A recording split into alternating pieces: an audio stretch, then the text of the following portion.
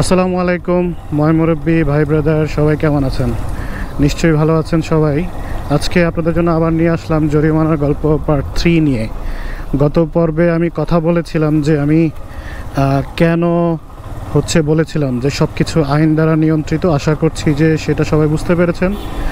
এবার পার্ট 3-তে আমি বলেছিলাম আসলে জরিমানাটা আসলে কিভাবে মেনটেন করে অন্যান্য কান্ট্রিতে, সেই বিষয়গুলো নিয়ে আলোচনা করব। অনেকে এই ব্যাপারগুলো জানেন, তারপরও আমি যতটুকু দেখেছি, যতটুকু আমার এক্সপিরিয়েন্স হয়েছে বা যতটুকু জানার চেষ্টা করেছি সেগুলো আপনাদের সাথে একটু শেয়ার করব আর কি।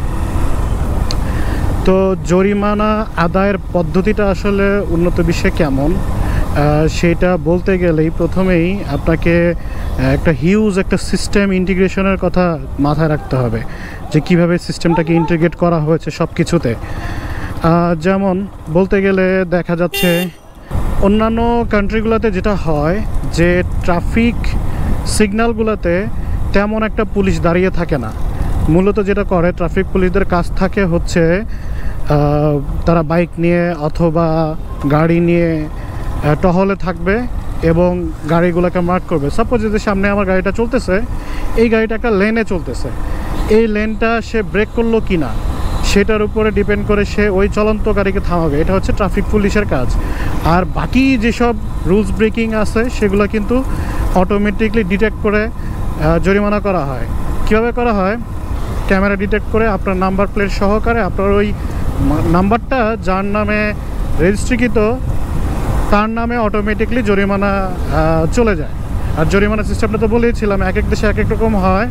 মেজরলি যেটা হচ্ছে আমি যেটা দেখেছি যে একবার জরিমানা হলে 15 দিন সময় থাকে, 15 দিন পরে ডাবল, তার 15 দিন পরে ডাবল এবং তার 15 দিন পরে সরাসরি ওয়ারেন্ট জারি হয়, তখন তার নামে কেস হয়ে যায় এই জাতীয় ব্যাপারগুলোতে। এবং সবচেয়ে বড় ব্যাপার হচ্ছে এই যে জরিমানাগুলো তাদের এনআইডির সাথে এমনভাবে ইন্টিগ্রেটেড করা যে তাদের এনআইডির একটা পয়েন্টিং সিস্টেম থাকে, যেটা আমি ফার্স্ট ভিডিওতে বলেছিলাম যে পয়েন্টিং সিস্টেম থাকে। এই পয়েন্টগুলো নট অনলি রোড রুলস, অন্যান্য অনেক কিছুতেই এই রুলসগুলো কাটা হয়। যেমন তার নামে কোনো পুলিশ রিপোর্ট হয়েছে, তার নামে কোনো প্রকার কেস হয়েছে, এই জাতীয় ব্যাপারগুলোতে তার এনআইডির মান কমতে থাকে, পয়েন্ট কমতে থাকে। পরবর্তীতে একটা সময় এনআইডির মান কমে গেলে কখনো কখনো নাগরিকত্ব পর্যন্ত বাতিল হয়ে যায়, এরকম সিস্টেম পর্যন্ত আছে।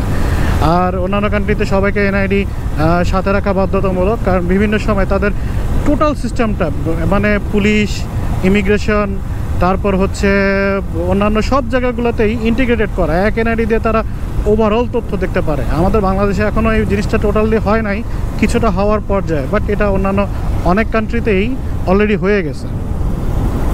সবচেয়ে মজার ব্যাপার বলবো কি জানেন, ওইখানে জরিমানাটা এত ফ্লুয়েন্টলি করার সুযোগ কিভাবে হয় সেটা একটা মজার ব্যাপার আছে। সেটা হচ্ছে বাংলাদেশে আপনি যদি বলেন যে ট্রাফিক সার্জেন্ট বা যারা, আমি ঢাকা শহরের কথা যদি বলি, যে যারা হচ্ছে জরিমানা করেন ট্রাফিক সার্জেন্ট, যাদের হাতে মেশিনটা থাকে আর কি, তারা ঢাকা শহরে পার ডে কতজনই বা নামেন আনুমানিক বলতেছি, আমি এক্সাক্ট ফিগার জানি না, বাট আমার কাছে আমি যতটুকু রাস্তাঘাটে দেখেছি আমার কাছে মনে হয় হয়তো হাইস্ট 50 জনই হয়তো বা সার্জেন্ট নামে বা মোবাইল কোর্ট নামে 50-60 জন।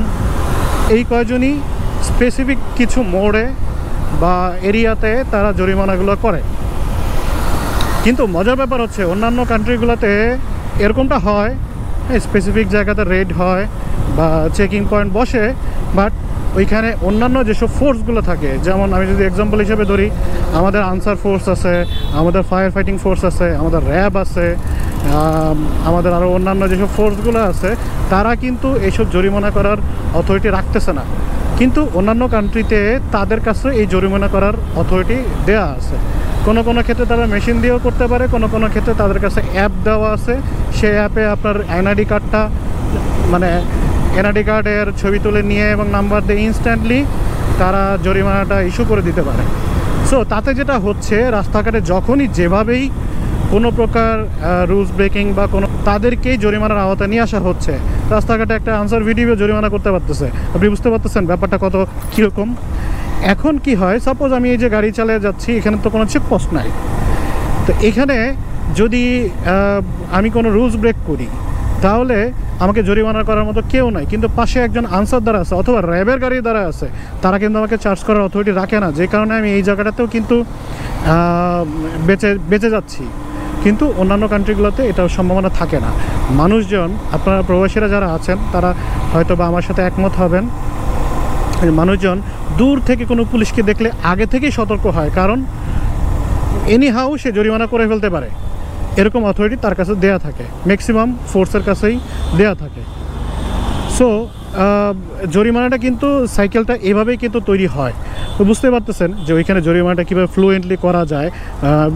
সবাই বলতেছে যে কিভাবে এত লোকবল কোথায় জরিমানা করার। তো বিষয়টা এরকমই যে ওইখানকার ট্রাফিক পুলিশ কোনো সিগনালে দাঁড়ায় থাকে না, সিগনালের কাজ অটোমেটিকলি ক্যামেরাই করে দিচ্ছে, আর স্পিড লিমিটের কাজ অটোমেটিকলি ক্যামেরা করে দিচ্ছে, সব কিছুই এনআইডির সাথে ইন্টিগ্রেটেড। আর ট্রাফিক পুলিশের কাজ হচ্ছে তারা ঘুরে ফিরে, এই যে গাড়িটা চলতেছে সে তার লেন ব্রেক করে, যদি কোনো নতুন ড্রাইভার হয় সে লেনের মধ্যে কখনো ডানে থাকবে কখনো বামে থাকবে, এই বিষয়গুলো দেখে ফলো আপ করতে পারে সে একজন নতুন ড্রাইভার। তাকে সাথে সাথেই সিগন্যাল দেয়, সিগন্যাল দিয়ে তাকে থামতে বলা হয়, থামতে বললে সে যখন থামে তখন তার লাইসেন্স চেকিং বা অন্যান্য বিষয়গুলো নিয়ে চেকিং করা হয়। ট্রাফিক পুলিশের কাজ এইটুকুই। আর কোথায় কোন দুর্ঘটনা হচ্ছে এইসব কাজ ট্রাফিক পুলিশ খুব কম পরিমাণেই অন্যান্য কান্ট্রিতে সিগন্যালে দাঁড়ায় থাকে, কারণ তাদের কাছে দাঁড়ায় থাকা না, তাদের আরও অনেক কিছু করার আছে। তো যে কারণে হচ্ছে কি, যেহেতু সিগন্যালটাকে মেনটেন অটোমেটিকলি সিস্টেমই করে দিয়ে ফেলতেছে, আর ট্রাফিক পুলিশ রাস্তায় ঘুরে ঘুরে এই জিনিসগুলোকে মেনটেন করতেছে, তো সবাই আইনের প্রতি শ্রদ্ধাশীল থাকে এবং নিজেরাই রুলস না ব্রেক করার ব্যাপারে সতর্ক থাকে। ঠিক আমাদের ক্যান্টনমেন্টে যেটা হয় এই একইভাবেই মানুষজন চলে, অন্যান্য কান্ট্রিতে গাড়ি চালায় বা রাস্তাঘাটে চলাফেরা করে।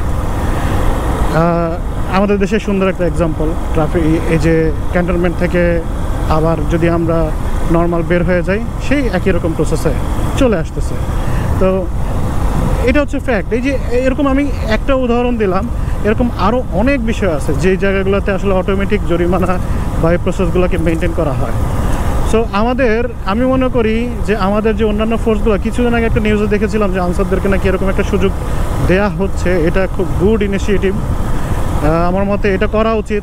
এটা করলে হবে যেটা, যে মানুষজন রাস্তায় এই চলতে চলতে আনসার দেখলে একটু সতর্ক হয়ে চালাবে, কারণ আমি জানি এখানে পুলিশের গাড়ি দাঁড়াইলেও আমি সার্জেন্টের সেই হলুদ কাপড় না দেখলে কিন্তু আমি সতর্ক হই না, কারণ হলুদ কাপড় থাকলে আমি জানি তার কাছে জরিমানা করার মেশিন আছে, নয়তো সে জরিমানা আর অন্য কেউ করতে পারবে না। সো আমি আমার মতন করেই চালাই। এটা যদি থাকে যে না, নট অনলি হলুদ কাপড়, যে কোনো ফোর্সই জরিমানা করতে পারবে, দেখবেন বাইকার থেকে শুরু করে বাস ড্রাইভার থেকে শুরু করে সবাই কিন্তু সতর্ক থাকবে। সাপোজ কোনো একটা ছোটোখাটো অকারেন্স হয়ে গেল রাস্তায়, ওইখানে যদি সার্জেন্ট আকারে কেউ না থাকে, অন্য কোনো ফোর্স আছে, তারা কিন্তু ঠিকই জরিমানা করে, কিন্তু সেটা কিন্তু সরকারের কোষাগারে যায় না, কারণ তাদের কাছে ওই সিস্টেমটাই দেওয়া নেই, তারা হয়তো পকেটে ঢুকাচ্ছে। এটা অপ্রিয় সত্য কথা আমাদের দেশের। সো এই হচ্ছে মোটামুটি জরিমানার গল্পের একটা আলাপ, আপনাদের সাথে ডিসকাশন করলাম। আপনারা কে কী মনে করেন, আমার এই কথাগুলো কতটুকু যৌক্তিক মনে হইলো সেটা আমাকে কমেন্ট করে জানাবেন। আর হচ্ছে যদি কোনো বিষয়ে সাজেশন থাকে সেই বিষয়গুলো দিবেন। আর আশা করি আমার এই ভিডিওটা ভালো লাগবে। যদি ভালো লাগে লাইক কমেন্ট শেয়ার করতে ভুলবেন না, সাবস্ক্রাইব করতে অবশ্যই ভুলবেন না, কারণ সাবস্ক্রাইব করে যদি বেল বাটনটা চেপে রাখেন তাহলে আমার নেক্সট ভিডিওগুলো খুব সহজে পেয়ে যাবেন। এবং আপনার সাজেশন অনুযায়ী আমি আরও সামনে ভালো ভালো ভিডিও নিয়ে আসার চেষ্টা করব।